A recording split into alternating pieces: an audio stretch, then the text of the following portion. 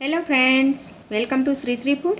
સમરની season છે તો ફ્રૂટનો રાજા એટલે કે કેરી. તો આ રીતની માર્કેટમાં સરસ તાજી કાચી કેરી આવી ગઈ છે. તો આ સાઈઝની કેરી લઈ 1 વર્ષ માટેનું દાબડા આખી કેરીનું અથાણું બનાવીશું. આ નાની સાઈઝની કેરીનું અથાણું બનાવી તમે આખા વર્ષ માટે સ્ટોર કરી શકો છો. તો ચાલો દાબડા આખી કેરીનું અથાણું કેવી રીતે બનાવવું તે જોઈ લઈએ. તો તેના માટે અહીંયા મેં એક જ સાઈઝની કેસર કેરી લીધેલી છે. કેરી આ રીતે એકદમ સરસ તાજી અને કડક હોવી જોઈએ એવી આપણે કેરી લેવાની છે. તો અહીંયા મેં 5 કિલો કેસર કેરી લીધેલી છે. કેરીને આપણે 2 થી 3 પાણીએ સારી રીતે ધોઈ લઈશું, જેથી કેરીમાં જે કાંઈ માટી લાગેલી હોય તે નીકળી જાય. તો અહીંયા મેં એક મોટા વાસણમાં પાણી લીધેલું છે. તેની અંદર આ રીતે કેરી નાખી અને સારી રીતે ધોઈ લઈશું. આ જ રીતે હું બીજી વાર કેરીને ધોઈને તૈયાર કરી લઈશ. હવે આપણે કેરીને બહાર નીકાળી તેને થોડી વાર માટે કોરી કરી લઈશું. તો તમે જોઈ શકશો એક જ સાઈઝની બધી જ અથાણા માટેની કેરી લીધેલી છે. હવે આપણી કેરી કોરી થઈ ગઈ છે. હવે તેને આ રીતે કાપા મૂકી દઈશું. તો તમે જોઈ શકશો આ રીતે કાપા મૂકવાના છે. ઉપરથી અહીંયા સુધી આપણે કાપો મૂકવાનો છે. તો તમને બતાવી એ રીતની આપણે બધી જ કેરીને કાપીને રેડી કરવાની છે. તો કાપી લઈએ. હવે આપણે કેરીમાં હળદર અને મીઠું ભરવાનું છે. તો તેના માટે એક વાસણમાં 500 ગ્રામ જેટલું મીઠું લીધેલું છે. તો તેની અંદર હવે આપણે 3 મોટા ચમચા હળદર નાખીશું અને તેને આ રીતે સારી રીતે મિક્સ કરી લેવું. હળદર અને મીઠું બરાબર મિક્સ થઈ જાય ત્યારબાદ આપણે કેરીમાં ભરી દઈશું. આ રીતે આપણે હળદર અને મીઠું ભરી દઈશું. અત્યારે આપણે અંદરથી ગોટલી નીકાળવાની પણ જરૂર નથી. તો આ જ રીતે આપણે બધી જ કેરીમાં હળદર અને મીઠું ભરીને તૈયાર કરી લઈએ.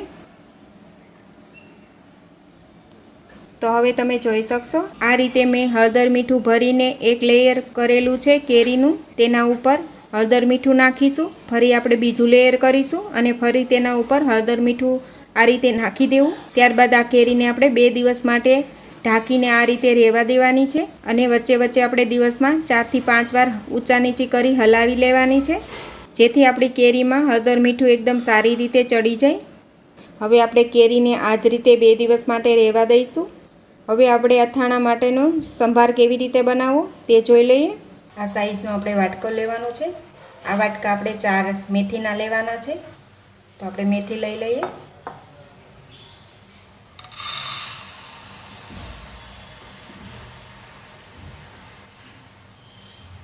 આ રીતે આપણે 4 વાટકા મેથી લઈ અને મેથીને 2 થી 3 પાણીએ ધોઈ અને પલાળી દેવાની છે 6 થી 7 કલાક માટે, અથવા તો તમે રાતે પલાળી અને સવારે કોરી કરી શકો છો. તો અત્યારે આપણે પલાળી દઈશું. અત્યારે મેં સાદા પાણીમાં મેથીને પલાળેલી છે. તમે ખાટા પાણીમાં પણ પલાળી શકો છો. આ જ રીતે મેં 4 વાટકા મેથીના પલાળેલા છે. તો સરસ મેથી પલાળી ગઈ છે. હવે મેથીને આપણે પાણી નીકાળી લઈએ. તો આ રીતે સ્ટ્રેનર લઈ અને મેથીને કોરી કરી લઈશું. પછી આપણે આ મેથીને જે આપણે કેરી કાઢીને ખાટું પાણી નીકળે તેમાં બોળી દેવાની છે 1 કલાક માટે. થોડી વાર જ આ રીતે નીતરવા દઈશું અને તરત જ આપણે ખાટા પાણીમાં બોળી દેવાની છે.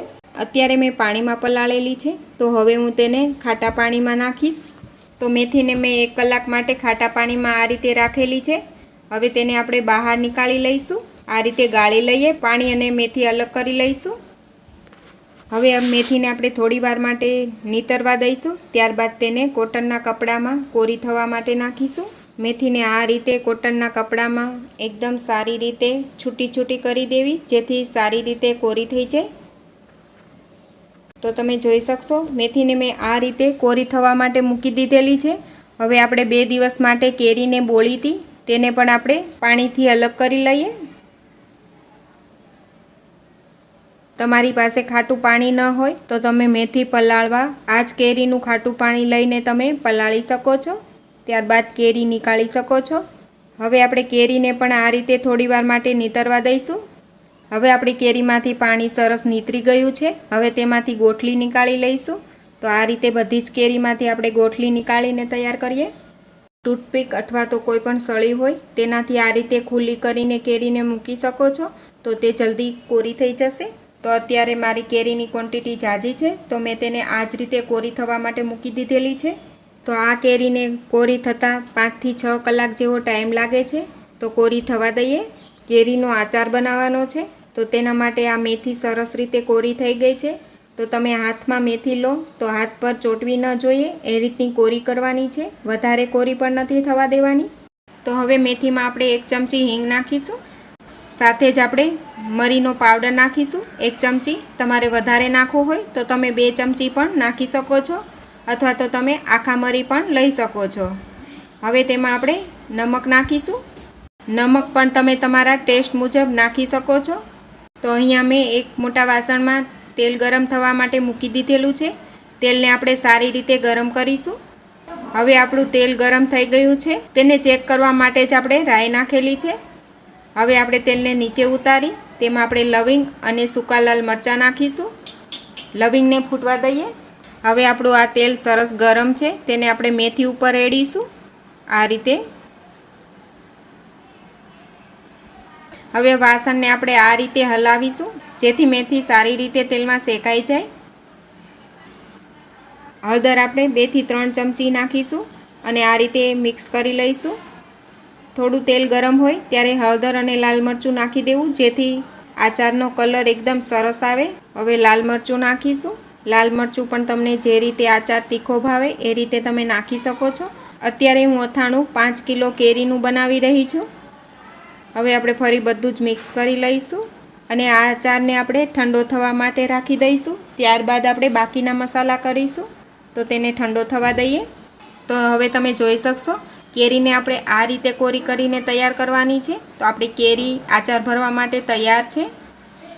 અને આપણો આચાર જે બનાવેલો હતો મેથીનો તે પણ ઠંડો થઈ ગયો છે. હવે તેમાં આપણે મસાલા કરીશું. હવે તેમાં આપણે 1 થી 1.5 વાટકો ખાંડ નાખીશું. તમને જે રીતે આચારનો ટેસ્ટ ભાવે મીઠો એ રીતે તમે નાખી શકો છો. અત્યારે મેં 1.5 વાટકો ખાંડ નાખેલી છે. સાથે જ 1 વાટકો વરિયાળી પણ નાખીશું. અત્યારે મેં વરિયાળી આખી નાખેલી છે. તમારે અધકચરી કરીને નાખવી હોય તો તમે થોડી ક્રશ કરીને પણ લઈ શકો છો. હવે આપણે આચારને ટેસ્ટ કરી ત્યારબાદ નમકની જરૂર હોય તો નમક નાખીશું. અહીંયા મેં ખાટી કેરીનો રેડી આચાર મળે છે તે લીધેલો છે 1 કિલો, તે ઉમેરી દઈશ. ફરી આપણે બધું સારી રીતે મિક્સ કરી લઈશું અને આ આચાર તૈયાર કરી લઈએ. હવે તમે જોઈ શકશો દાબડા આખી કેરીનું આચાર બનીને તૈયાર છે. તેને હવે આપણે આ રીતે આખી કેરીમાં ભરી દઈશું.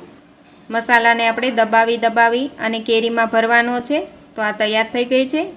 આ જ રીતે આપણે બધી જ કેરીમાં આચાર ભરીને તૈયાર કરીશું અને બરણીમાં મૂકતા જઈશું. હવે તમે જોઈ શકશો દાબડા આખી કેરીનું અથાણું બનીને તૈયાર છે. આ અથાણું તમે આખા વર્ષ માટે ભરીને તૈયાર કરી શકો છો. અથાણું તમે બરણીમાં ભરી દો. ત્યારબાદ તમે જે આચાર બનાવેલો છે તેનો એક થર કરી અને ગરમ કરી અને તેલને ઠંડુ કરી તેની ઉપર રેડી દેવાનું છે. બરણી ઉપર તેલ ઉપર આવે એ રીતે રાખવાનું છે. તો એ રીતે આપણે બરણીમાં તેલ રેડી દઈશું. તો આ જ રીતે આપણે બરણીમાં ઉપર તેલ રાખવાનું છે. તો ફ્રેન્ડ્સ, તમે પણ આ સિઝનમાં આખી કેરીનું અથાણું આ રીતે જરૂરથી બનાવજો. ત્યારબાદ મને કમેન્ટ કરીને જરૂરથી જણાવશો કે તમારું આખી કેરીનું અથાણું કેવું બન્યું. અને આજનો આ વિડીયો પસંદ આવ્યો હોય તો વિડીયોને લાઇક કરજો, તમારા ગ્રુપમાં શેર કરજો અને મારી ચેનલને સબસ્ક્રાઈબ જરૂરથી કરજો. તો ફરી મળીશું ફ્રેન્ડ્સ એક નવા વિડીયો સાથે. Thanks for watching.